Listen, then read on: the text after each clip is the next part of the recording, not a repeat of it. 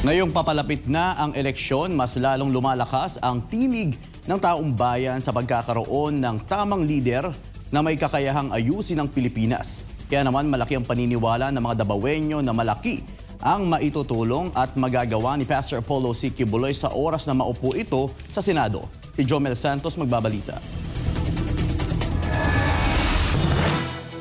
Mulat na mga Pilipino sa kasalukuyang sitwasyon ng bansang Pilipinas sa ilalim ng pamumuno ng kasalukuyang administrasyon. Kaya naman uhaw ang mga ito sa pagbabago at pag-unlad na minsan na nilang nadama sa ilalim ng administrasyon ni dating Pangulong Rodrigo Duterte. Kaya naman mas lalong lumalakas ang boses ng taong bayan sa pagkakaroon ng tamang lider na may kakayahang ayusin ang Pilipinas at isa rito si Pastor Apollo C. Quiboloy na tumatakbong pagkasenador sa ilalim ng PDP laban. Sa isinagawang campaign rally ng Pastor Apollo Quiboloy for Senator Movement sa Maa, Davao City, inihayag ng ilang Dabawenyo ang kahalagahan ng mga magagawang kontribusyon at proyekto ng buting pastor hindi lamang sa lungsod kundi sa buong bansa kung mailuluklok ito sa Senado. Ako ang salamat isip ko sa Kristohanon dito sa Pagsudan.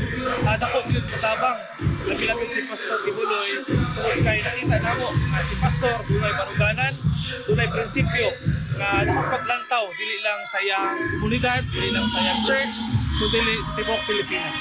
So ako nagatuo nga kini nga programa o plataporma ni Pastor bulungtad gyud ni sa atong nasod. Kini mo gini gusto sa tanan nga may tabo dinhi sa atong o sa ato ang Pilipinas. Actually, sa tinuod lang, kinahanglan na dyan ang pagbabago. Anong pagbabago nga tinungay nga tungod sa nakita na itong sitwasyon.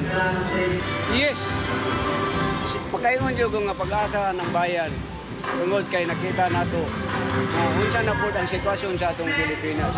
Usa po siya nga makatabang kung ilabi na makasulod siya o kaniyang mga kaubanan sa buhat nga mga nindagan sa napulo ka mga senador. Inaot unta nga malamdagan po ang una-una sa uban. Nga kini dili nangingon sa pagdagan nga kundi sa iyang kaugalingon kundi katibukan yun sa tanang sa katawhan.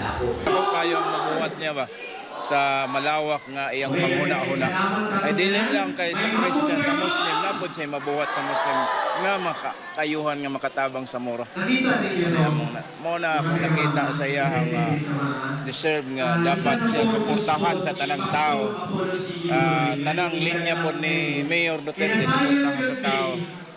Isa nga akong suportahan si Pastor si Quiboloy.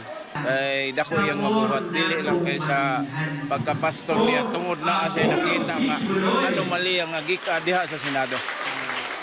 Para makakuan makalingkod siya tabangan nato tanan sa tao si Pastor Quiboloy.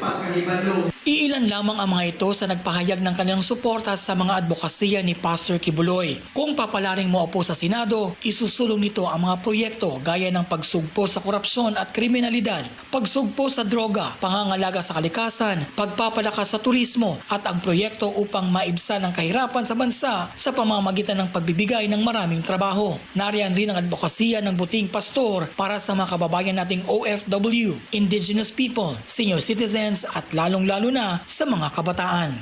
Layunin din ni Pastor Quiboloy na makagawa ng isang national superhighway system at iba pang proyekto para sa ating mga kababayang magsasaka at mangingisda at marami pang iba. Kaya naman panawagan ng taong bayan ngayon, partikular na mga Dabawenyo, na tulungan nating iluklok si Pastor Quiboloy sa Senado ngayong darating na halalan dahil isa ito sa magiging pag-asa ng bansang Pilipinas. Mula dito sa Davao City para sa Diyos at Pilipinas kong mahal, Jomel Santos, SMNI News.